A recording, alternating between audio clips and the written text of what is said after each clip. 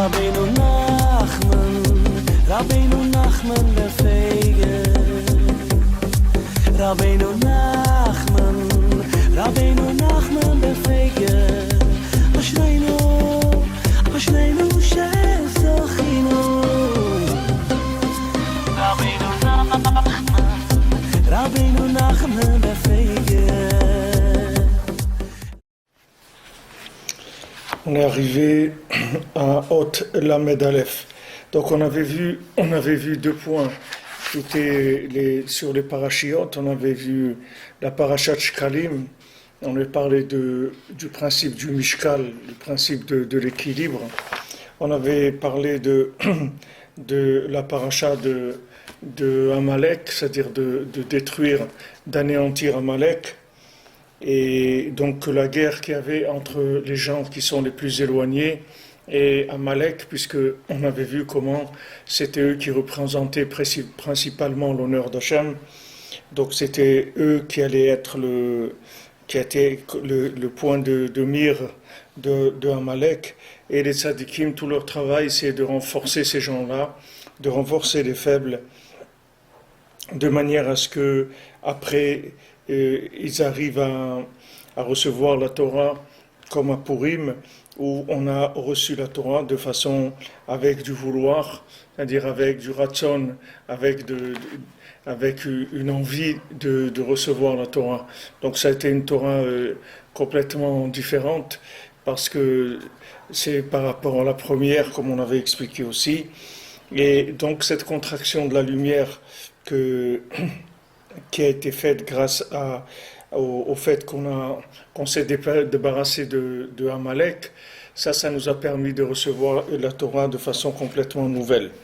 Donc maintenant on va voir, on a vu, il y a 4 parachiotes qu'on lit, d'accord? Il y a parachat Shkalim, il y a la paracha de Amalek, il y a la paracha de Para et la paracha de HaChodesh. Ces 4 parachiotes qu'on lit avant Pessah. Donc, Hot Lamed Aleph, Rabbi Nathan dit, Achar kar korim parashat Para Aduma, shei mitaeret mitumat met. Ensuite, on va lire la paracha de la Para Aduma, après Pessah, après Purim. Avant Purim, on lit la paracha de Shkalim et la paracha d'anéantir Amalek, de Mechiat Amalek. Et après Purim, on lit la paracha de Para, et ensuite la parachat HaChodesh. Donc la paracha de la Paradouma, de la vache rousse, la vache rousse, elle est là pour nous purifier de l'impureté de la mort. Ki karamita nithava mahmad ribuya or. Puisque la mort, comme on l'avait expliqué dans les cours avant, la mort elle est venue principalement du fait qu'il y a eu trop de lumière. Chez disait Aïta mitatam lachim, que ça avait entraîné la mort des rois. Ces rois-là, ce sont les rois qui ont régné sur le monde avant que ce monde existe, comme on l'a expliqué, qu'il y a eu 7 tentatives de la création, c'est que la 7e qui a marché, et avant il y avait des rois, chaque fois il y avait ces rois qui mouraient avec la destruction du monde. Comme c'est écrit tout ça dans les Kitvei Arizal, c'est-à-dire dans le Etz Chaim de Rabbi Chaim Vital. Adam Arishon aya tzarich letaken zot. Maintenant, Adam Arishon, c'était ça son travail, c'est-à-dire de réparer le ribouille or, c'est-à-dire le manque de vouloir. C'est ça qui manquait dans le monde, comme on l'a expliqué, qu'il n'y a personne qui avait voulu la création du monde. Donc c'est ce qui manquait le plus dans le monde. C'est-à-dire le monde, il y avait tout, la seule chose qui manquait, c'est le vouloir de l'homme pour qu'il puisse faire des récipients à la création du monde, c'est-à-dire à cette lumière-là de la création. Donc lui, il devait réparer ça. Ve'kilkel al yedei chet'o ve'az nigzara mita. Maintenant, Adam Arishon, avec sa faute, donc il a abîmé, c'est-à-dire au lieu d'arranger, il a abîmé, et à ce moment-là, il y a eu le décret de la mort, c'est-à-dire que c'est pas un décret qui est une punition, c'est qu'il est descendu à un niveau où après c'est devenu nécessaire la mort pour pouvoir réparer l'homme. C'est-à-dire que s'il n'y avait pas eu, si s'il y avait eu, comme on a vu la dernière fois, Naase Venishma, c'est-à-dire que si Adam Arishon, d'abord, il avait cherché à faire ce qu'il pouvait faire dans le monde. Adam Arishon, il avait une seule mitzvah, c'est de pas, et en plus de pas faire. C'était pas, et en plus, ça durait que 2 heures, c'est tout. Vraiment, il n'avait pas grand-chose à faire. C'est-à-dire, c'est juste de pas manger de l'arbre de la connaissance du bien et du mal pendant 2 heures, et après, ça y est, c'était Shabbat, et c'était terminé. Donc, Adam Arishon, lui, il devait faire attention à faire ce qu'il pouvait faire au moment de la création,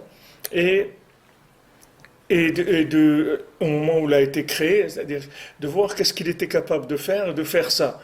Mais lui, il a essayé d'aller comprendre, et quand il a voulu comprendre, comme il n'était pas au niveau de comprendre l'ouverture d'esprit qu'il a eue, il n'était pas capable de l'assumer. Donc maintenant, Hachem, il a décrété que l'homme devait mourir. L'homme il devait mourir, ça veut dire que maintenant, la mort, c'est quelque chose qui va être indispensable pour pouvoir réparer ce ribouille or-là, pour pouvoir réparer le fait qu'il y a eu trop de lumière, et c'est le fait qu'il y a eu trop de lumière par le fait que Adam Arishon, il n'a pas fait de récipient, donc à partir de sa faute, a commencé une nouvelle façon de vivre dans le monde. Normalement, ce n'était pas ça qui était prévu au programme, mais vu que maintenant, il a fauté, donc il y a eu un recalcul du monde, quelles sont la nouvelle donne de l'humanité, et par rapport à ça, il y a eu le tikkun. Donc Hachem, il a dit, voilà, maintenant il va y avoir la mort. Puisque maintenant tu as fait passer la compréhension avant l'action, c'est-à-dire que tu as voulu comprendre quelque chose dans lequel tu n'étais pas engagé. Donc maintenant, ça va avoir une conséquence qu'il va y avoir la mort. Et maintenant, la réparation de tout ce problème-là de Adam Arishon, c'est par le Mishkan, c'est-à-dire par le fait qu'on a fait le tabernacle, et que dans le tabernacle, il va y avoir le maaseh des korbanot, c'est-à-dire qu'on va amener des offrandes pour Hachem. שכולם באים לכפר על כל העוונות שעיקרה נמשך מבחינת הנזכר לאל, מבחינת גם הצמצום הנזכר לאל. C'est-à-dire que toutes elles viennent pour expier toutes les fautes qui viennent principalement de la faute dont on a vu avant, qui est le gamme du tzimtzum, c'est-à-dire qu'il n'y a pas eu de contraction de la lumière, tout le monde voulait y arriver tout de suite, tout le monde voulait tout de suite, il fallait que ça marche tout de suite, il fallait comprendre tout de suite, et tout ça, ça a amené toute cette destruction dans le monde. Donc maintenant, les corbanotes, ça va être la réparation de ça, puisque les corbanotes, c'est qu'on va amener des animaux et on va les sacrifier pour Hachem. כי על ידי הקורבנות שבבית המקדש מגלים כי מלכותו בכל משנה, אפילו בהמות ועופות יכולים לעלות לשם, כנזכר לאל. Parce que maintenant, qu'est-ce que c'est les corbanotes? Les corbanotes, c'est pour montrer au monde que même un animal, il peut se rapprocher d'Hachem. C'est pas qu'un être humain, même un animal, il peut se rapprocher d'Hachem. Pourquoi on a besoin de montrer à l'homme que les animaux peuvent se rapprocher d'Hachem? Parce qu'un homme qui va faire passer sa compréhension avant son action, il va se retrouver comme un animal à la fin. C'est-à-dire que son comportement, il va être un comportement animal parce qu'il a voulu comprendre des choses qui le dépassent. Et comme les choses qui le dépassent, et elles vont faire exploser ces récipients, il va se retrouver complètement vide au point de vue de capacité d'engagement et d'action. Donc ça va l'amener vers un comportement animal, c'est-à-dire qu'il va être obligé d'aller chercher de la lumière dans les poubelles. Au lieu d'aller chercher la lumière dans le palais royal, il va aller chercher la lumière dans les poubelles, parce que la lumière qu'il y a dans les poubelles, c'est-à-dire la lumière des plaisirs de ce monde, elle est faite pour des gens qui n'ont pas de récipient. C'est-à-dire qui n'ont pas de récipient, c'est-à-dire principalement des gens qui ne peuvent pas attendre. Parce que si la personne elle attendait, il n'y aurait pas eu de problème. David Ameler, il devait se marier avec Bathsheba. C'était sa femme. C'est pas maintenant qu'il a pris une étrangère. Bathsheba, c'était la femme de David Ameler. Et Hachem, il voulait lui donner sa femme qui était Bathsheba. Seulement, c'était pas le moment quand lui, il a voulu la prendre. Donc lui, il a vu quelque part que c'était sa femme. Donc il a dit, alors je vais la prendre maintenant. Alors il avait toutes sortes de choses pour pouvoir la prendre. Bien que ces choses-là, elles étaient permises d'après la halakha, mais comme maintenant, ce n'était pas la volonté d'Hachem, donc de David Ameler, ça a été considéré comme une faute. Bien que nos Chachamim ils nous rattrapent tout de suite et qu'ils nous disent celui qui dit que David Ameler a fauté, alors il n'a rien compris du tout, parce que David Ameler il n'a fauté que pour montrer le chemin de la tchouva à l'individu, pour que l'homme il sache faire tchouva, c'est-à-dire quel est le chemin de la tchouva. Il faut que tu saches que maintenant Hachem il va tout te donner, tu vas tout avoir, seulement sois patient, c'est tout. C'est tout ce qu'on te demande. Sois patient, tout va venir à toi en son temps. Il y a un temps pour chaque chose. Quand tu es né, tu n'avais pas de dents, et après c'est des dents de lait, et après elles sont tombées, et après tu as eu des vraies dents. Donc ne t'angoisse pas, tout va venir. C'est une question de temps, c'est tout. Sois patient et continue à vouloir, c'est tout ce qu'on te demande. Chaque fois que tu vas vouloir, tu vas construire les récipients de ce qui va être ton bonheur. C'est-à-dire comment trouver Hachem dans des actes qui soient nobles, dans une vie noble, de ne pas être obligé d'aller chercher de la lumière, d'aller gratter de la lumière dans des endroits dégoûtants, parce que la personne n'a pas de patience. C'est la seule chose qui fait la différence entre une mitzvah et une avéra, c'est une question de temps, c'est tout. C'est-à-dire la personne, elle vient, elle veut manger un fruit, on dit il n'y a pas de problème, tu veux manger un fruit, d'abord tu attends, d'abord tu fais la bracha, d'abord sache quelle bracha tu vas faire, quelle bénédiction, si c'est de l'arbre, de la terre, si c'est chez Akol, quelle bracha tu vas faire. Une fois que tu sais quelle bracha, tu fais la bracha, après tu manges. C'est la seule différence qu'il y a entre quelqu'un qui mange un fruit et quelqu'un qui avec la bracha ou pas. C'est le temps où il va faire la bracha et qui va permettre ce temps-là, c'est un récipient dans lequel il va pouvoir révéler l'honneur d'Hachem. C'est pour ça qu'avant de manger le fruit, il dit Baruch Ata Hachem, que soit béni Hachem, Elokeinu, notre Dieu, Melech HaOlam, le roi du monde, qui a créé le fruit de l'arbre. Voilà, c'est du moment où il dit ça, après il peut manger le fruit.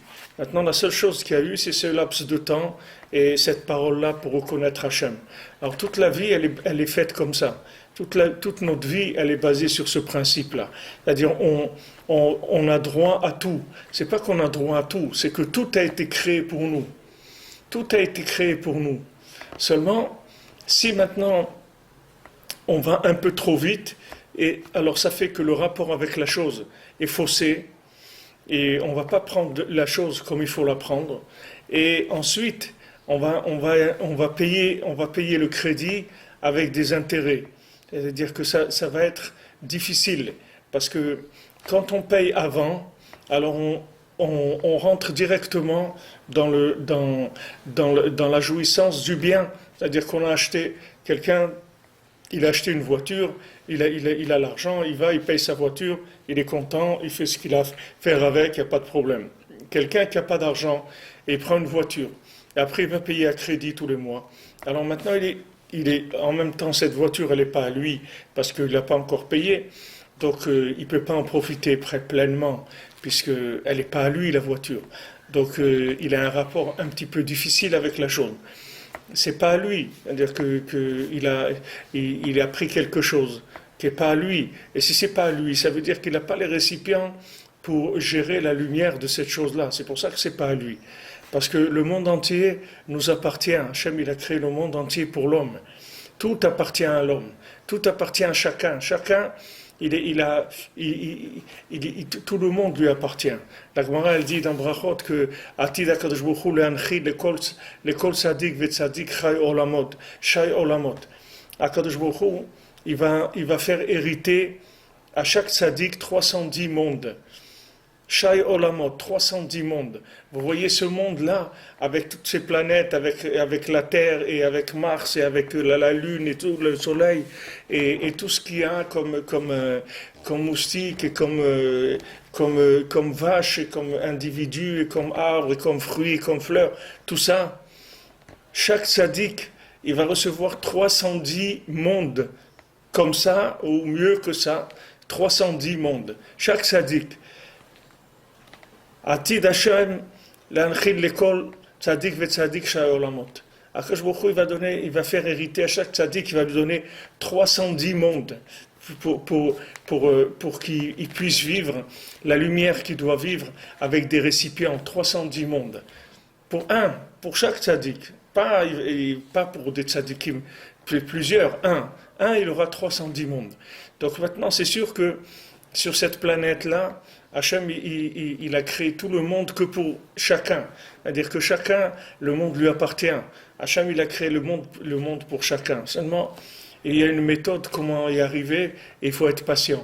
Il ne faut pas mettre la charrue avant les bœufs, sinon, après, ça entraîne, au lieu d'entraîner la vie, ça entraîne la mort, comme il a fait Adam Arishon. Il a voulu comprendre sans être. Il faut attendre d'être, et après on peut comprendre. Il faut être la chose, après on peut la comprendre. D'abord il faut être, d'abord il faut s'engager, d'abord il faut faire, d'abord il faut faire ce qu'on peut faire. Et selon ce qu'on peut faire, alors on va comprendre. Comme quelqu'un, selon son porte-monnaie, alors il va pouvoir acheter ça ou ça ou ça. Maintenant s'il veut acheter des choses, il n'a pas d'argent dans son porte-monnaie, soit maintenant il va faire un crédit, soit il va voler. Il n'a pas d'autre, comment il peut faire? Il veut quelque chose et il n'a pas les moyens. Donc si Hachem ne lui a pas donné les moyens c'est le pouvoir. Comme on dit, le pouvoir d'achat. Une personne, elle a un pouvoir d'achat. Son pouvoir d'achat, c'est ce qu'il peut consommer dans ce monde.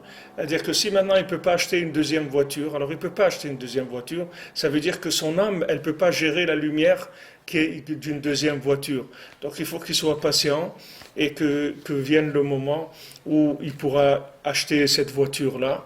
Et à ce moment-là, il aura un rapport qui est un rapport franc, honnête et plein avec la chose.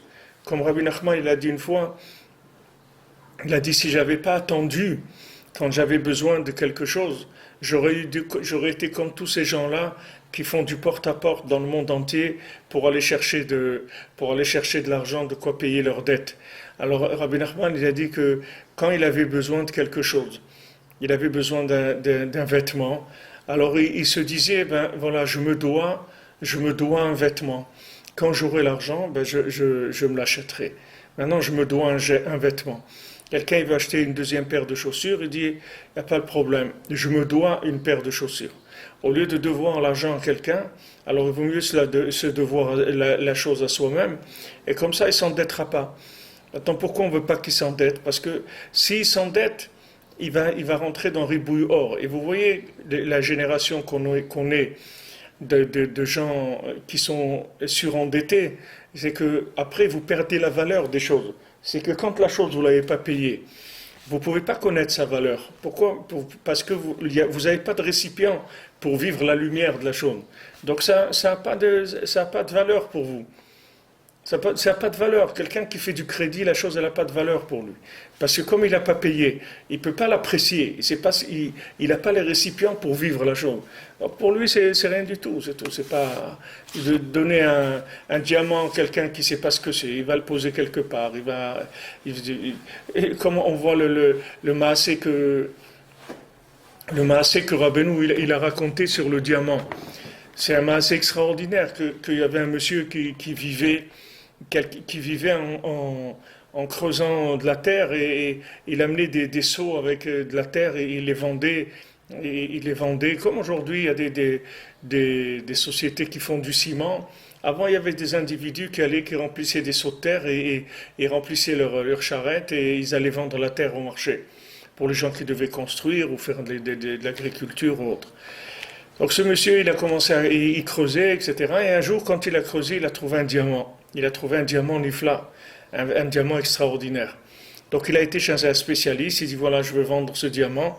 Alors le spécialiste, il lui a dit regarde, Si tu peux pas, donc c'est un expert en diamants.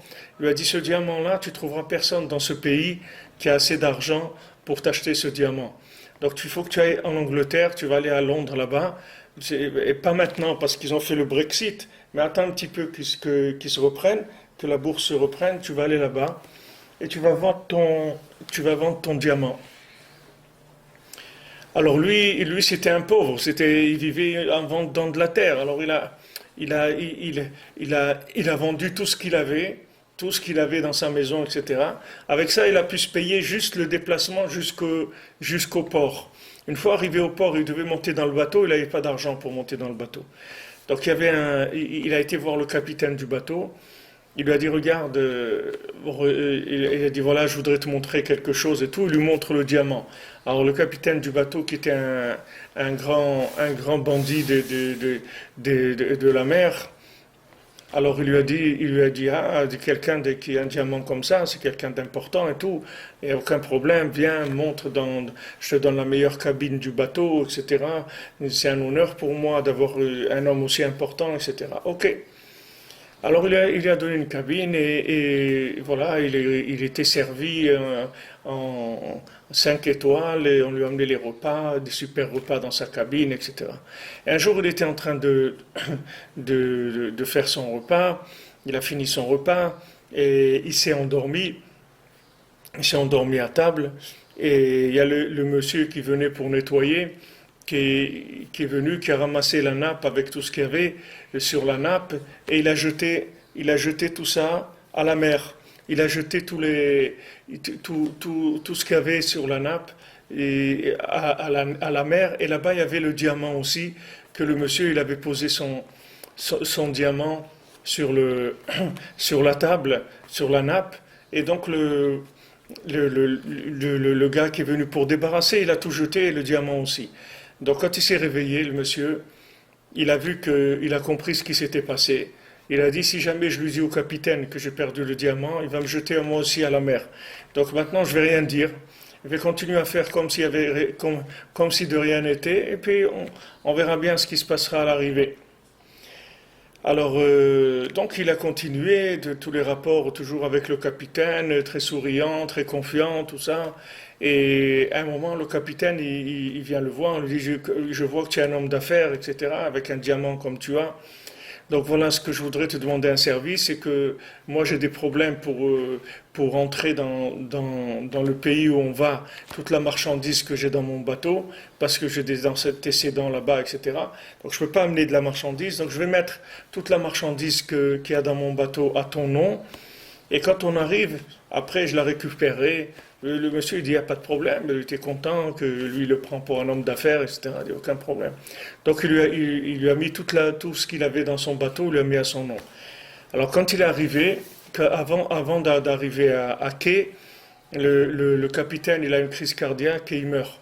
Donc maintenant tout ce qu'il y avait dans le bateau, c'était au nom de notre cher diamantaire en herbe, c'est-à-dire celui qui pensait être un diamantaire. Et le Massé, il n'était pas un diamantaire parce qu'il a perdu le diamant. Alors Rabbeinu, il dit comme ça, il dit, le diamant, il n'était pas à lui. La preuve, c'est qu'il a perdu. Et maintenant, tout ce qu'il y avait dans le bateau, c'était à lui. Et la preuve, c'est que c'est venu chez lui et on lui a donné tout gratuitement. Parce que ça c'était à lui. Et le diamant, c'était pas à lui. Alors ça, c'est ce que Rabbeinu il a dit pour cette histoire-là, où il y a beaucoup de choses à apprendre, parce que Rabbeinu il a dit que même si quelqu'un il a perdu le diamant, il faut toujours faire semblant qu'il l'a. Même si quelqu'un il passe dans sa vie des périodes très difficiles, il faut continuer à faire semblant que tout va bien pour garder la joie et ne pas rentrer dans la dépression. Donc faire semblant qu'il n'y a rien, puis après les choses elles vont s'arranger, on va reprendre, tout va s'arranger. Il ne faut pas prendre les moments d'obscurité au sérieux. Comme il a fait ce monsieur, il a fait comme s'il n'avait rien perdu, comme ça s'est arrangé. Mais ce qui est intéressant de voir par rapport à ce qu'on étudie ici, c'est que maintenant, comment quelqu'un qui a un diamant comme ça, qui vaut des milliards, il le met comme ça sur la nappe quand il est en train de manger, avec les restes de poulet, des trucs et tout, que le gars il vient, il ramasse la nappe, il jette tout. C'est-à-dire, c'est pas un rapport normal. C'est-à-dire que on voit quelqu'un, il est dans un bateau, même s'il a un petit billet de quelques sous, il va les garder quelque part. Il ne va pas les laisser sur la table comme ça. Donc, un diamant, comment il le laisse sur la table? Ben, c'est ça qui prouve que ce n'était pas lui le diamant. Le fait que maintenant, il ne savait pas le garder, il n'avait pas du tout dans sa tête la fonction de garder cette chose-là. Donc c'est ça qui montre que c'était pas à lui. C'est pour ça qu'il l'a perdu. Parce que c'était pas à lui. Depuis le début, c'était pas à lui. Il a trouvé quelque chose, mais c'était pas à lui. Il aurait dû le garder chez lui et attendre d'avoir les moyens de pouvoir voyager, etc. Et à ce moment-là, il aurait été beaucoup plus mûr pour gérer ce diamant-là. Mais le fait que maintenant, il n'était pas capable de le garder, ça veut dire que ce n'était pas à lui. Donc ça, c'est un principe général. C'est-à-dire que quand quelque chose nous appartient, en même temps, le fait qu'on a acquis quelque chose, ça fait que notre âme, elle protège la chose. C'est-à-dire il y a une aura spirituelle, il y a un halo de lumière qui vient de notre âme et qui protège nos biens, ce qui nous appartient. Mais si quelqu'un il a quelque chose qu'il n'a pas payé, alors cette chose-là, elle n'a pas sa protection, parce qu'elle ne lui appartient pas. Et il va très facilement la perdre. Il peut perdre la chose très très facilement. On peut le lui voler, ça peut s'abîmer très facilement, parce que ce n'est pas à lui. Mais quand quelque chose est à soi, il y a une protection qui vient dessus. C'est comme une assurance qui vient pour la protection du bien.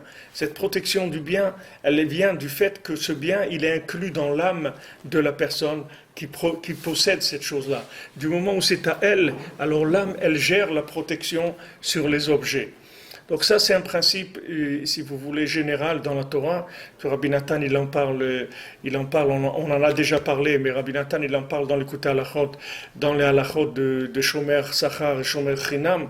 On avait vu un peu le garde, celui qui garde avec un salaire, celui qui garde gratuitement. On a vu que leur degré de responsabilité, c'était pas les mêmes. Donc Rabbi Nathan, il explique là-bas que l'âme de la personne, elle protège la chose. Et quand quelque chose est à nous, alors la chose, elle est à nous, ça veut dire que notre âme, elle protège la chose. On ne peut pas nous l'enlever, on ne peut pas l'abîmer, elle est protégée par notre âme. Et si vous prenez par exemple Eretz Israël, quand Hachem il a donné Eretz Israël à Abraham Avinu, alors à Abraham Avinu, donc Hachem lui a dit voilà, je t'ai donné cette terre pour toi, ta descendance, etc. Ce sera la terre d'Israël pour toujours, pour toi, etc. On est seul peuple au monde où Hachem il nous a donné notre terre comme ça, et promesse à Abraham Avinu. Alors Abraham Avinu lui a demandé à Kadosh Baruch Hu, comment je vais savoir que je vais hériter la terre d'Israël, c'est-à-dire qu'elle va m'appartenir vraiment. Alors Kadosh Baruch Hu il lui a dit regarde, tes enfants ils vont être en Égypte 400 ans, ils vont être esclaves là-bas. Quand ils vont sortir avec une grande richesse. Et à ce moment-là, ils vont monter en Eretz Israël. Et Eretz Israël, ça va leur appartenir. Je vais leur donner Eretz Israël. Pourquoi la chose s'est faite comme ça? Parce qu'Abraham Avinu, quand il a vu Eretz Israël, il a dit comment on peut acquérir cette terre? C'est impossible. C'est une terre qui est tellement élevée, c'est une terre tellement spirituelle qu'on peut pas dire comment je vais savoir que je vais hériter. Ok, tu m'as dit que tu vas me donner cette terre, etc. Mais quel jour je vais l'hériter que personne va venir m'embêter et me dire allez, vous êtes des gens, vous êtes des colonisateurs ou des trucs. Quand est-ce qu'on va terminer avec ça? Alors Hachem lui a dit voilà, vous allez aller 400 ans en galoute. Quand vous allez aller 400 ans en galoute, vous allez réparer les quatre royautés de Sitra Achara, c'est-à-dire les quatre tendances négatives qui viennent cacher les quatre noms du Shem d'Hachem, Yudke Vavke, tout ce qui vient cacher le nom d'Hachem dans le monde, vous allez le réparer. Et vous allez sortir d'Égypte, vous allez monter en Eretz Israël, à ce moment-là, ça va être à vous, Eretz Israël. Mais comme maintenant, on n'a pas pu tenir le temps de la cuisson, c'est-à-dire les 400 ans en Égypte, on n'a pas pu tenir. Au bout de 210 ans, il y a eu les signaux d'alarme. Et Hachem, il a dit, allez, il faut les faire sortir tout de suite, sinon ils vont disparaître. Donc on est sorti à crédit, si vous voulez. C'est-à-dire la sortie d'Égypte, c'était pas une Géoula Shlema, c'était pas une véritable délivrance, c'était une délivrance à crédit. Et on n'a pas eu de quoi rembourser le crédit, puisqu'on a fait le veau d'or. Donc on n'a pas pu rembourser le crédit, et on s'est trouvé endetté. Cet endettement, il vient se manifester dans le fait qu'on n'arrive pas à gérer le bien qu'on a. On a du bien, on a la terre d'Israël, mais on ne peut pas la gérer. Pourquoi on ne peut pas la gérer? Parce qu'on n'a pas les récipients qu'il faut pour gérer cette lumière. Donc il y a à chaque fois des problèmes. À chaque fois il y a des problèmes, et à chaque fois les récipients ils grandissent. À chaque fois il y a des problèmes, on résout les problèmes. Et quand il y a eu la guerre des 6 jours, après c'est le maire de Jérusalem qui a rendu la mosquée, qui a dit aux musulmans de revenir dans la vieille ville, etc. Et il dit, mais non, pourquoi vous partez? Ne partez pas, etc.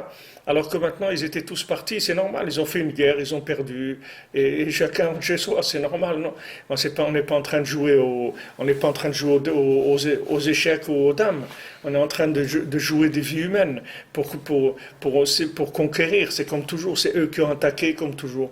Et maintenant qu'ils ont perdu, mais comme maintenant, ces gens-là, et d'ailleurs ce maire-là, c'était un traître, c'était quelqu'un qui était dans l'espionnage, qui espionnait pour les Anglais. À l'époque des Anglais, c'était un traître, ce maître-là, ce maire de Jérusalem. Alors lui, il leur a donné, il a dit non, mais pourquoi vous partez? Voilà, alors regardez maintenant ce qu'ils disent. Eux, ils disent que la mosquée, c'est ça l'endroit. Il n'y a jamais eu le Beth Amikdash dans cet endroit. Regardez jusqu'où on est arrivé. Tout ça parce que ça a été fait à crédit, c'est-à-dire qu'il y a eu la charrue avant les bœufs.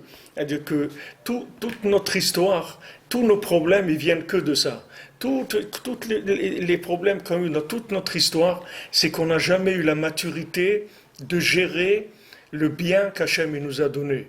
Hachem, il nous donne toujours plus que ce qu'on peut gérer. Toujours. Hachem, il suppose toujours qu'on va avoir les récipients pour gérer la chose. Et malheureusement, pour l'instant, dans l'histoire, on ne les a pas eu souvent, les récipients. On a surtout eu le contraire et ça a entraîné des choses terribles. Alors maintenant, tout ce qu'on vit en Eretz Israël, ces intimidations, ce terrorisme, tout ça, ça vient uniquement du fait qu'on n'a pas les récipients pour la vivre, la terre d'Israël. Donc on est en train de vivre en Israël, mais à crédit. Donc en même temps, on utilise, en même temps on paye le crédit. On est en train d'acheter et en même temps de profiter de la chose alors qu'on ne l'a pas payé encore. Donc c'est pour ça que c'est difficile comme ça. Et toute la vie de chacun, c'est la même chose. Hachem, il nous donne toujours beaucoup plus que ce qu'on peut supporter, c'est-à-dire ce qu'on peut assumer, en supposant qu'on va faire les récipients qui sont adéquats pour cette lumière-là. C'est-à-dire qu'on va faire les choix qu'il faut, qu'on va avoir le vouloir qu'il faut, qu'on va avoir le remerciement qu'il faut, qu'on va avoir la joie qu'il faut, on va s'engager grâce à ce que Hachem nous a donné. Alors comme en général on n'arrive pas à s'engager, puisque une fois qu'on a reçu la chose, après c'est difficile. Quand les gens ils ont acheté quelque chose à crédit, après quand ça vient le moment de payer, c'est difficile. Et ils essaient de trouver comment ils vont faire pour pas payer ou de trucs et s'arranger. Parce que c'est difficile de rembourser des dettes, parce qu'il y a plus la lumière de la chose. La lumière, on l'a déjà complètement consommée. Donc maintenant, on est en train de payer le côté difficile de la chose. Alors notre histoire, elle a toujours été comme ça, et chacun, individuellement, tous les problèmes qu'il a dans sa vie, ça vient que de ça, c'est tout. Ça vient que du fait que maintenant, il a été trop vite par rapport à ses récipients. Donc maintenant, il prend une chose à crédit, et après, il faut qu'il paye. Et quand ça vient le moment de payer, c'est pas évident. Parce que des fois, on n'a même pas les moyens de payer. On voudrait bien, mais on n'a pas les moyens de payer. On pensait que ça allait marcher, qu'on pourrait payer, et maintenant on ne peut pas payer. Alors on se trouve vraiment devant un problème. Quelqu'un qui a acheté une voiture à crédit, dès qu'il sort du garage, elle a perdu 20 ou 30% de sa valeur. Au bout d'un an, elle a peut-être perdu 50% de sa valeur. Et lui, il n'arrive plus à rembourser le crédit. Alors qu'est-ce qu'il va faire? Si maintenant la compagnie d'assurance, elle lui saisit la compagnie de crédit, elle lui saisit sa voiture et elle la vend, elle va pas obtenir l'argent qu'il doit. parce que en un an, il n'a pas remboursé 50% de la voiture. Donc il se trouve endetté de 90% de la voiture. La compagnie de crédit, elle va la vendre une bouchée de pain, et il va se trouver devoir pratiquement tout l'argent de la voiture, et il n'a plus la voiture.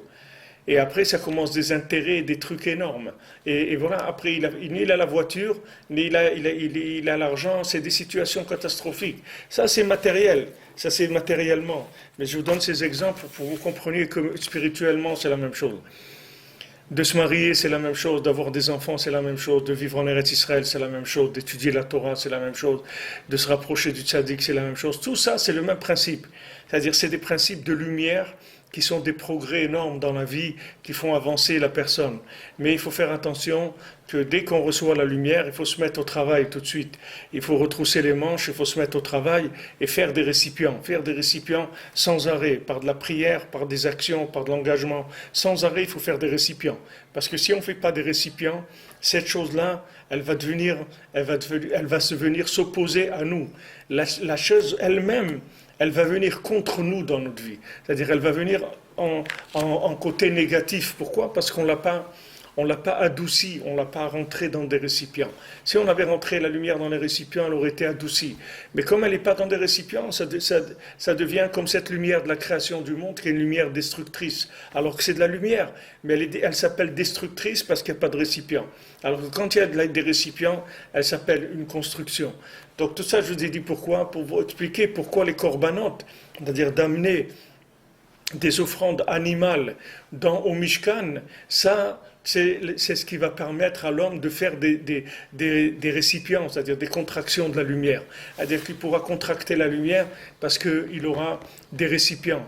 Et ça, c'est Hachem qui a donné cette chose extraordinaire qu'est le Mishkan. C'est-à-dire que c'est sûr que si Hachem il avait donné le Mishkan à Noach, il n'y aurait pas eu le déluge. Il n'y aurait jamais eu le déluge. Mais ce n'était pas encore le moment, c'est-à-dire au moment de Noach, le monde, il n'y avait pas encore assez de miséricorde sur le monde pour que vienne le Mishkan. Il a fallu attendre le veau d'or et l'intervention d'un tzaddik comme Moshe Rabbeinu, qui était déterminé à nous sauver ou à mourir avec nous. Il fallait un tzaddik comme ça pour que Hachem il fasse descendre le Mishkan. Du moment où il y avait le Mishkan qui est descendu, le Mishkan, le tabernacle, c'est un grand kéli, c'est-à-dire une grande usine de contraction de la lumière. Puisque tout le lien du Mishkan, Hachem il a dit, et ils me feront un Mishkan, et Shachanti Betocham, ils vont me faire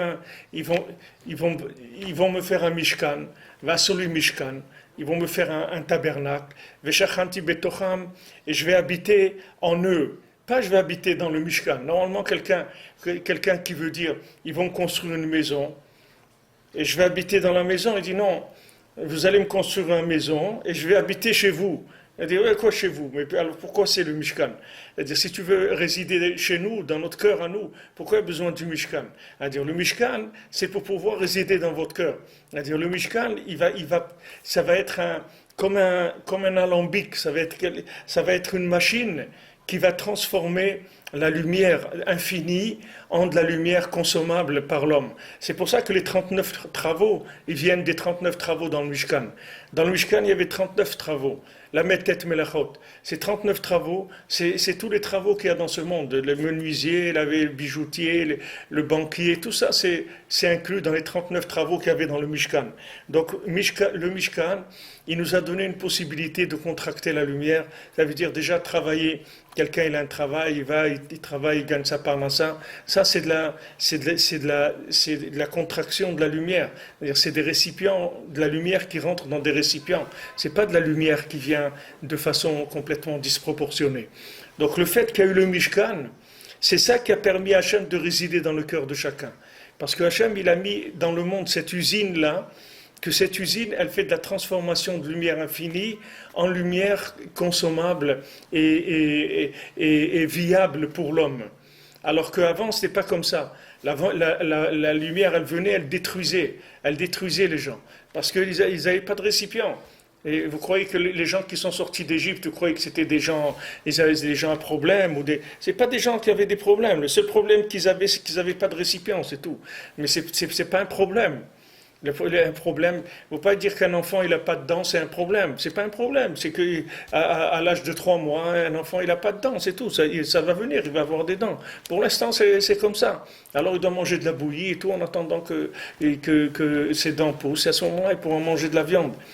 Donc il y a un moment pour chaque chose, il y a une maturité pour chaque chose. Si on veut accélérer la maturité, il n'y a pas de problème. Il y a des systèmes d'accélération qui sont la prière, l'Aïd Bodedut, le Teilim, l'écouté de Philot, tout ça c'est des systèmes d'accélération, d'intégration de la lumière, il n'y a pas de problème.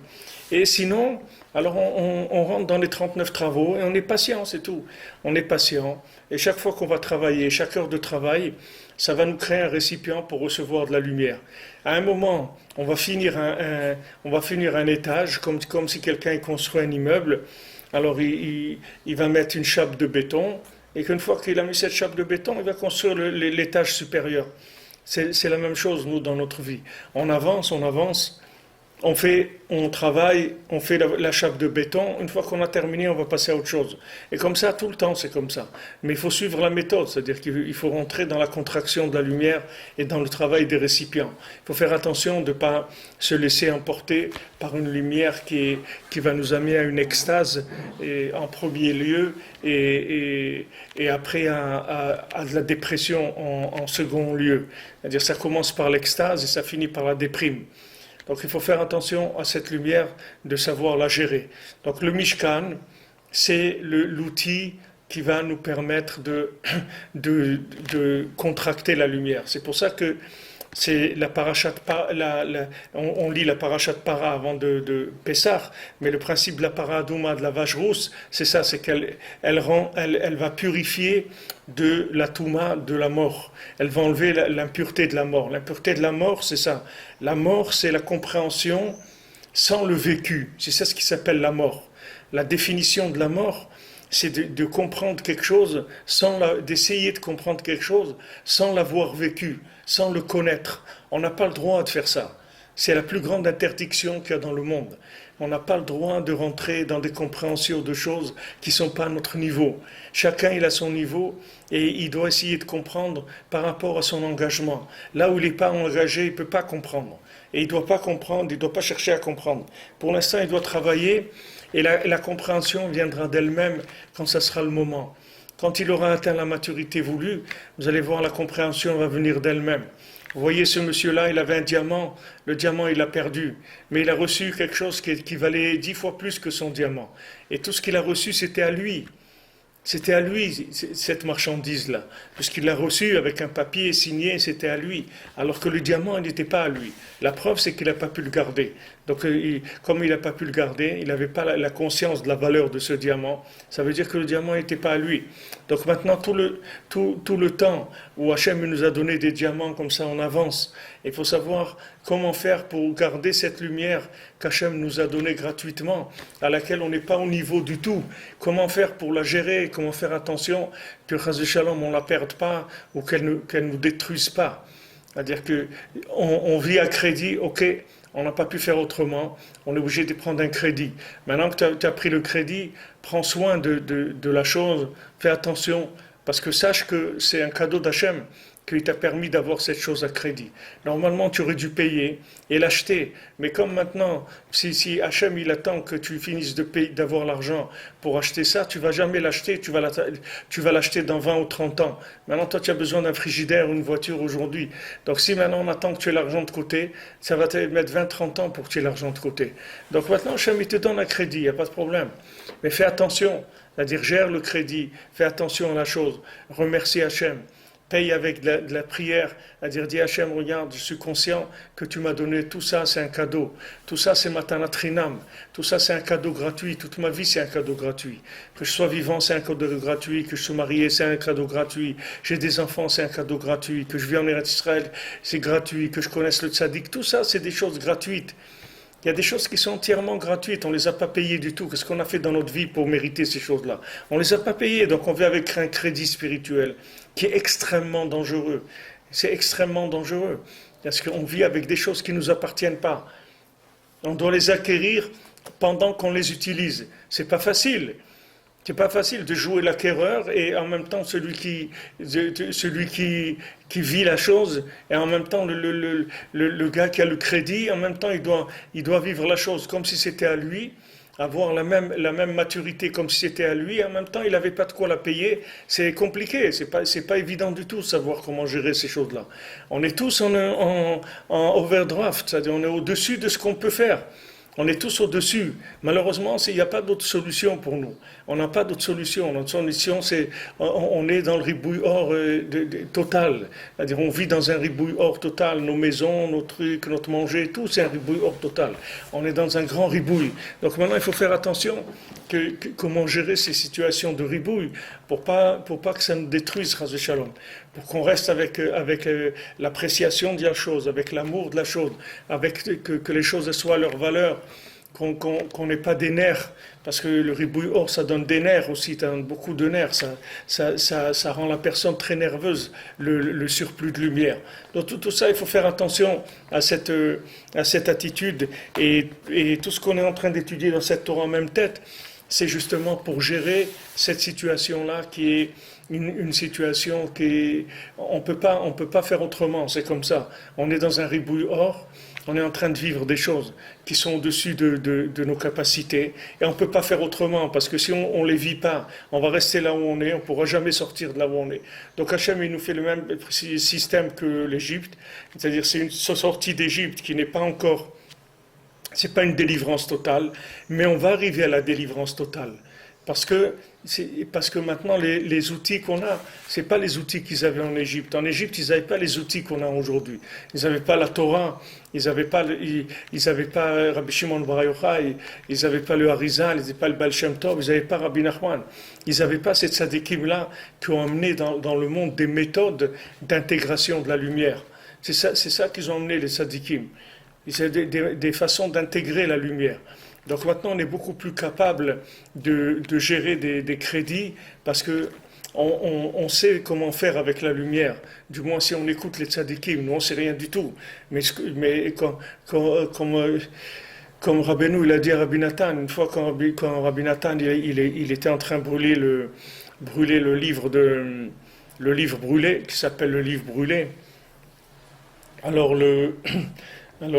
parce que Rabbeinu, il a vu il a dit à ses élèves, ou moi ou le livre. On ne peut pas rester tous les deux dans le monde. Alors les élèves, ils ont dit, quelle est la question? C'est sûr, s'il y a un moindre danger pour vous, alors faites disparaître le livre. Alors Rabbeinu, il y avait deux exemplaires, je crois, du livre. Alors il a envoyé quelqu'un pour le prendre là, je crois qu'il a envoyé Rav Shmuel Isaac avec Rabbi Shimon, ou que Rabbi Shimon son shamash, et il était très malade dès qu'il est monté dans le carrosse, il croyait qu'il allait mourir, mais il savait que tout ça c'était le Satan qui faisait ça pour pas qu'il arrive là-bas pour prendre l'exemplaire et le brûler comme Rabbeinu lui a dit. Alors Rabbeinu lui a dit, tu fais attention, tu prends là-bas cet exemplaire, tu le brûles sans chokhmot, ne fais pas de combine, n'essaye pas de lire ce qu'il y a dedans, rien du tout. Tu le prends, tu le brûles. Et Rabbi Nathan qui avait écrit aussi, c'est lui qui avait écrit, je ne sais pas s'il a écrit la copie ou il a écrit le premier et la copie, mais en tout cas il avait écrit un exemplaire, mais il ne se rappelait de rien de l'exemplaire. Une ou deux choses qu'il se rappelait de tout ce qu'il y avait dans ce livre-là. Alors, quand Rabbi Nathan il brûlait le livre, il était en train de sentir la fumée. Et il avait de la peine parce qu'il disait, il savait quel secret il y avait dans ce livre-là. Alors Rabbi Nathan, il a dit à Rabbeinu, je sais pas tout ce qui était écrit dans ce livre-là. Je sais pas tout ce qui a été écrit dans ce livre. Alors Rabbeinu lui a dit, ce que tu sais pas, ça aussi tu le sais pas. Rabbeinu lui a dit comme ça. Ce que tu sais pas, ça aussi tu le sais pas. C'est-à-dire tu sais pas combien, tu sais pas ce qui était écrit là-bas. Tu sais pas combien tu peux pleurer sur ce qui est écrit là-bas et qui a disparu du monde. Tu sais pas. Parce que si tu savais ce qu'il y avait là-bas, tu n'aurais même pas pu vivre de savoir ce qu'on a fait maintenant, qu'on a été obligé de brûler ce livre. Donc quand tu dis je sais pas, tu sais pas ce que ça veut dire ce je sais pas là. Ça aussi tu le sais pas. Donc sache que tu sais rien du tout, c'est tout. Donc nous on sait rien. C'est-à-dire que même quand on dit je sais pas, On ne sait même pas ce que ça veut dire, nous, je ne sais pas. C'est-à-dire, c'est une expression pour nous, mais on ne connaît pas la profondeur de ce je ne sais pas là. Mais en tout cas, nous, on ne sait rien du tout, et on doit écouter ce que les tzadikim nous disent de faire, et particulièrement Rabbi Nachman, ce qu'il nous dit de faire. Il nous dit, bon Hachem, de venir à Oman, de faire Tikkun HaKlali. Il nous dit de faire Hitbodedut tous les jours. Il nous dit d'étudier le Shulchan Aruch. Il nous dit d'être Besimcha. Il nous dit de chanter les Zmirot Shabbat à table, de faire les chants du Shabbat. Tout ce que Rabbeinu nous dit de faire, il faut écouter ça. Parce que ça, c'est les récipients de notre génération. C'est avec ça qu'on fabrique des récipients. C'est que comme ça, celui qui ne va pas écouter ça, il ne va pas faire de récipient. La lumière, elle va le brûler. Donc il y a une façon de faire des récipients. Le tzaddik nous dit, voilà, vous faites comme ça, comme ça et comme ça. Ça, c'est les récipients. Donc ça, c'est le principe qu'on a vu du Mishkan. Une Mishkan, c'est une usine. C'est une usine qui transforme la lumière pour la rendre comestible, pour la rendre assimilable. Au paradouma, ichidush yoter, ki maasea bachutz. Elle dit maintenant, la paradouma, la vache rousse, c'est quelque chose d'encore plus extraordinaire que tous les autres corbanotes, que toutes les autres offrandes. Pourquoi tous les autres sacrifices? Parce qu'on l'a fait à l'extérieur. C'est-à-dire la paradouma, on ne fait pas le sacrifice et tout à l'intérieur du Mishkan. On fait à l'extérieur. Vei prinat tshuva. Et donc la vache rousse, c'est le principe de la tshuva. Qui bat les chaper à la avon à Egel. Et elle vient pour faire expier la faute du Egel, la faute du veau d'or. Comme Shamo Betenuzal, qui pagmou bifne shor mi hasmol kamuva. Parce que ils ont été pogam devant le taureau, c'est-à-dire du côté gauche. Du côté gauche du taureau, ce sont des images qu'il y a dans le chariot céleste, et ils ont été du côté gauche, c'est-à-dire du taureau. Normalement le taureau, ça aurait dû amener de la Kedusha, mais ça a amené le veau d'or, c'est-à-dire ils ont pris le principe du taureau, ils l'ont pris sur le côté gauche, et ça c'est ça qui a fait le veau d'or. C'est-à-dire le principe du vol d'or, c'est le côté gauche qu'il y a dans la Torah. C'est-à-dire qu'ils ont pris la Torah sur le côté gauche. Soit ils l'ont prise comme une rigueur, comme une dictature. Comme si Hachem il est venu faire le dictateur. Il est venu dire la Torah, c'est comme ça, et vous allez faire ça, et ça, et ça, et si vous ne faites pas ça, vous allez être punis, etc. Et comme si ils avaient été obligés de faire la Torah. Donc ça fait qu'ils n'avaient pas du tout d'amour de la Torah. Comment il va avoir de l'amour de la Torah? Quelqu'un il rentre en prison, on lui donne comment ça marche, etc. En prison, l'amour, il va avoir l'amour du règlement de la prison. Quel amour il va avoir? La personne elle souffre, c'est tout. Combien de gens ils souffrent? Ils sont dans la Torah, ils souffrent. Ils souffrent beaucoup. Ils n'arrivent pas à se marier, ils n'arrivent pas à éduquer les enfants, ils n'ont pas de parnassa, ils montent en Israël, ils souffrent, ils veulent monter en Eretz Israël, ça se fait pas, ils ont des problèmes de Shalom Bayit, il y a des problèmes terribles. Les gens, ils souffrent. Et vous ne pouvez pas dire à quelqu'un, bon, allez, c'est rien, c'est pas rien, les gens, ils souffrent.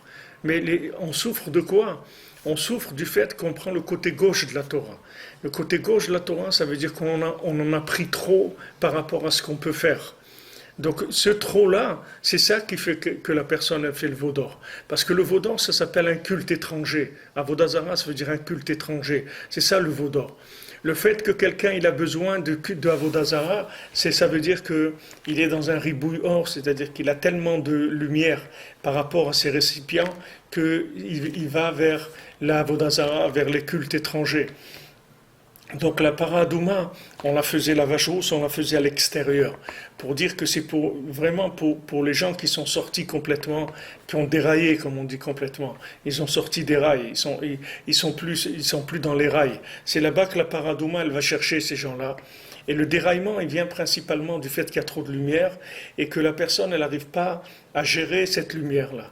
Alors que si la personne faisait un petit peu, comme on a vu des miettes, si elle faisait un petit peu, et encore un petit peu, que des petits peu, elle n'aurait pas ces problèmes-là du veau d'or. Elle n'aurait pas toute cette souffrance-là de vivre la Torah comme si c'était, chas v'shalom, de la dictature.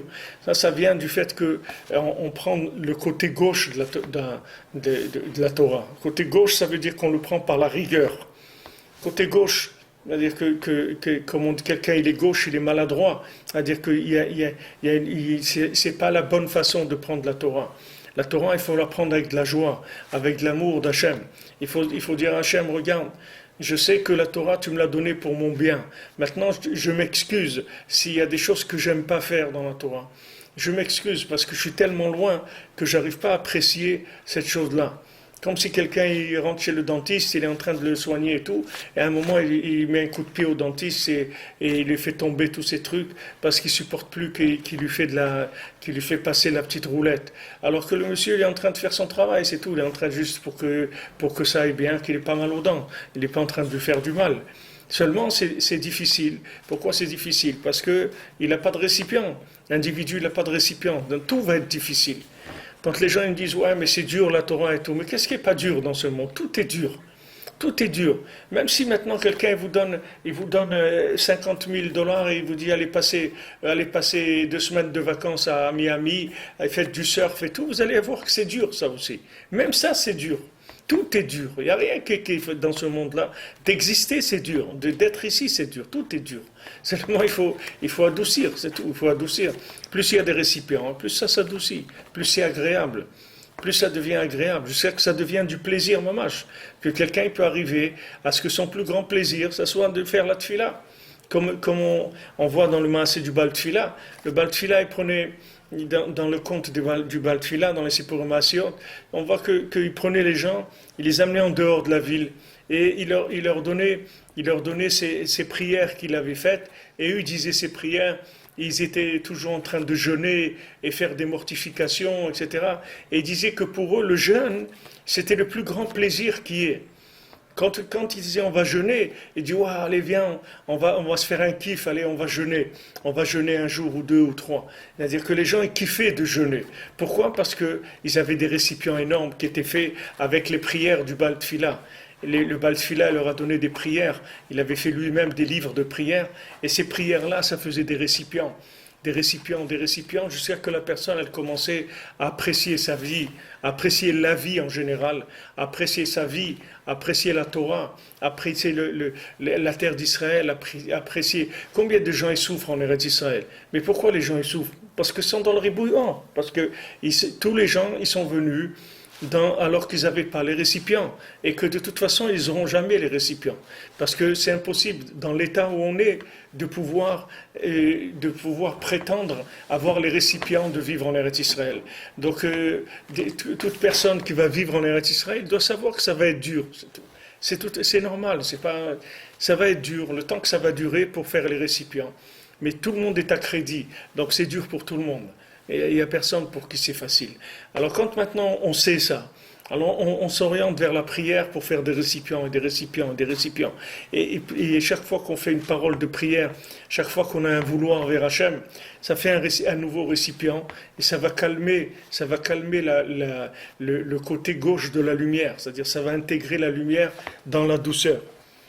Donc il dit qu'est-ce que c'est ce côté gauche de la Torah, c'est le fait qu'on n'a pas contracté la lumière comme il le fallait.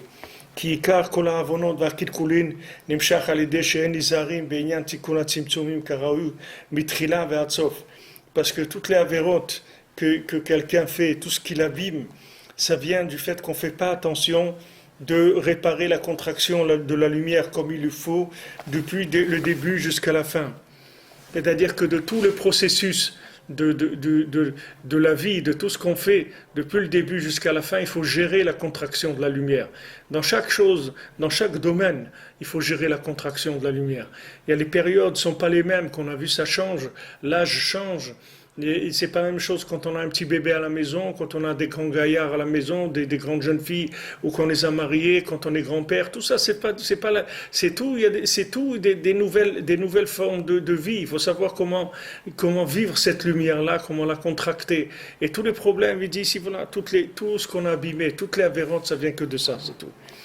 כי יש שליבו בוער ביותר חוץ מעמידה, ואינו מצמצם אור להביות ליבו כראוי.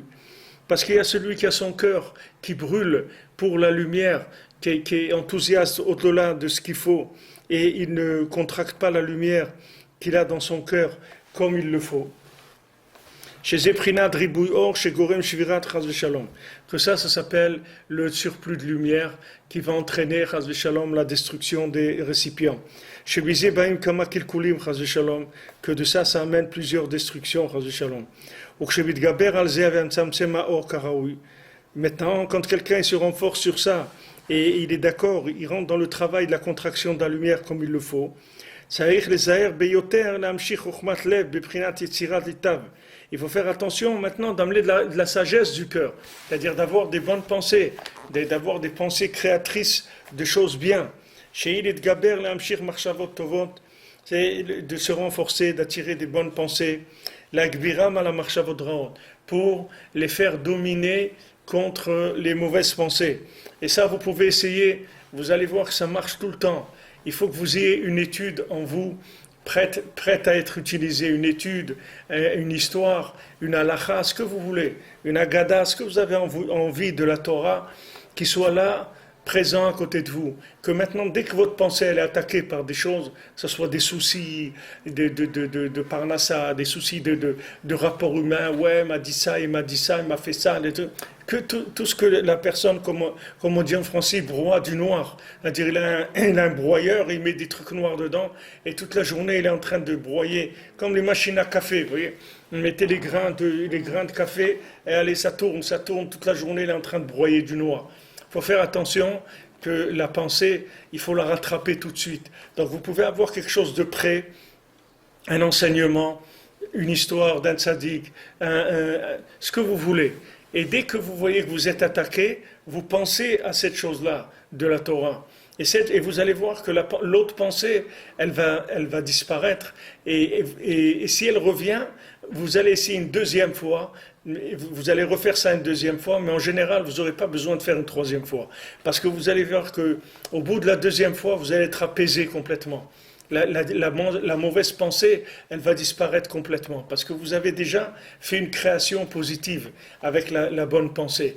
Donc ça, c'est une méthode. Vous pouvez la vérifier de par vous-même. Vous allez voir comment ça marche. C'est quelque chose d'extraordinaire, ce que Rabbeinu nous apprend ici. Donc ayez un petit enseignement. Même si c'est cette étude qu'on fait, une petite idée de tout ce qu'on dit, parce qu'il y a de quoi ici, ça brasse beaucoup, il y a beaucoup de choses, mais une petite idée de ce qu'on a de tout, ce qu'on a pu étudier, qui vous a marqué, vous la mettez là de côté, mais vous la renouvelez, vous la dépoussiérez en permanence, qu'elle soit prête à l'emploi. Et quand il y a une pensée qui vient de soucis, de ça, ouais, la parnassa, comment tu vas faire, truc, et commence à tourner, le broyeur de noir, il commence à tourner, vous mettez ça dedans tout de suite.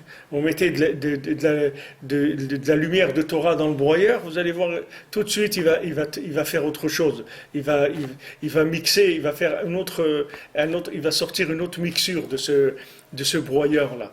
Donc ça c'est un conseil que Rabbi Nathan nous donne ici, que Rabbeinu l'a dit en général, mais ici Rabbi Nathan il le sort de cette Torah parce que ça a l'air d'être une base de tous ces enseignements-là, de travailler au niveau de la pensée. C'est-à-dire, je ne peux pas uniquement me contenter de la contraction de la lumière, il faut que je construise aussi.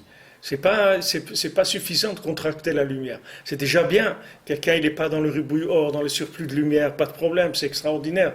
Mais il faut aussi faire attention aux mauvaises pensées, c'est-à-dire tout ce qui est pensée négative. Tout ce qui est souci, pensée négative, mauvais regard sur ma vie, sur le monde, sur les autres, tout ce qui n'est pas dans mon intérêt. C'est-à-dire que si maintenant j'ai des pensées qui sont mauvaises, il faut savoir que je crée des choses qui sont négatives. Parce que la pensée, elle est créatrice. C'est pas des pensées, c'est pas des choses qui viennent et qui vont et qui font rien du tout. La pensée, elle est créatrice. Donc maintenant, comme Rabbeinu dit, Yetzira l'etav, Yetzira levish, il y a la création positive et la création négative. Donc quand j'ai des bonnes pensées, je fais de la création d'éléments positifs. Ces éléments-là, ils vont être avec moi, ils vont m'accompagner, ils vont me protéger, ils vont me donner la bénédiction, etc. Et maintenant, si ma pensée, je ne fais pas attention, alors je crée des éléments négatifs qu'après, ils me mettent des bâtons dans les roues dans ce que je veux faire. Après, je suis embêté par des forces négatives que c'est moi-même qui les ai créées. Si j'avais arrêté tout de suite quand une pensée elle venait, la pensée elle aurait disparu, c'est fini.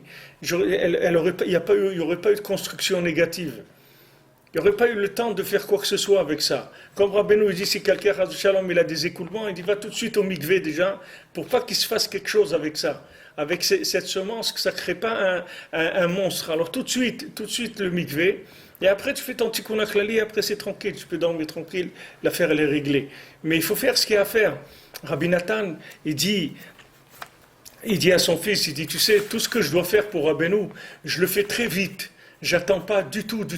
Il dit parce qu'il y a tellement d'accusations sur ces choses-là qu'il faut les faire tout de suite. Sinon après on ne sait pas si on pourra les faire. Quand il dit, la Mishnah qu'elle dit que chez Pané, Chané, quand j'aurai le temps je vais étudier, et dit ne dis pas ça parce que peut-être tu n'auras jamais le temps. Qu'est-ce que tu attends? Tu as le temps, fais ce que tu peux faire maintenant. Après, on verra après. Quelqu'un dit, ouais, bon, demain je vais faire ça, cet après-midi. Maintenant, là, qu'est-ce que tu peux faire maintenant? C'est ça qu'il faut faire. Ce que tu peux faire maintenant. Et Rabbi Nathan, il était très zahir de ça, il faisait très attention. Chaque chose qu'il pouvait faire tout de suite, il le faisait tout de suite. Il n'attendait pas. Il voyageait, il allait, il faisait des choses, il allait acheter le bois pour construire ici la choule de Ouman, le Clois, mais tout bezrizout, il faisait tout très vite, Rabbi Nathan. C'est-à-dire, la zrizout, ça ne veut pas dire que la vitesse, c'est le côté, l'entrain. Voilà, la zrizout, c'est avec de l'entrain, si vous voulez. Alors, comme maintenant il voit que la chose, il faut la faire, alors il l'a fait avec entrain, tout de suite il l'a fait, pour pas qu'il commence à y avoir des problèmes, parce qu'il y a des accusations. Donc quand vous voyez que vous avez des pensées négatives, de soucis, vous broyez du noir sur vous-même, sur votre vie, sur les autres, sur n'importe quoi, tout de suite il faut arrêter cette pensée, et il faut penser à quelque chose de positif, à une histoire qui vous a plu, à un enseignement qui vous a plu. Et pensez à cette chose-là, vous allez voir, ça marche tout le temps. Tout de suite, la mauvaise pensée, elle va partir. Et tout ce qui était le résultat de broyer du noir, là, que ça fait après, comme ça, on n'est pas bien, et on ne se sent pas bien, on se sent triste, tout ça, ça s'en va. Dès que vous éliminez la pensée, toutes ces sensations, tout ça, elles disparaissent. Et bien, ça, c'est une réfoua qu'il faut donner au monde pour les gens qui sont dans la dépression. Parce que si quelqu'un il apprend ça, cette méthode, jamais il va rentrer dans la dépression. Et il va sortir tout de suite s'il est dans la dépression. Qui s'habitue uniquement à travailler au niveau de sa pensée, il verra qu'il va sortir de la dépression. En quelques jours, il sort de sa dépression. Même si c'est n'importe quelle dépression du monde, il va sortir tout de suite. Il faut uniquement s'éduquer, c'est un entraînement. C'est comme si vous apprenez un sport. Vous allez rentrer dans une salle où ils font de la gymnastique, où ils font ils font du saut à la perche. Vous n'allez pas arriver à faire du saut à la perche du jour au lendemain. Vous n'allez pas arriver. Il faut s'entraîner. Vous allez commencer doucement à vous entraîner. Mais une fois que vous allez devenir un professionnel, après c'est fini. Après la perche chez vous, c'est une seule chose. C'est-à-dire vous arrivez à faire le maximum de vous-même et en développant toujours. La pensée, c'est pareil, il faut s'éduquer, c'est tout. Il faut s'habituer, c'est un mode de vie.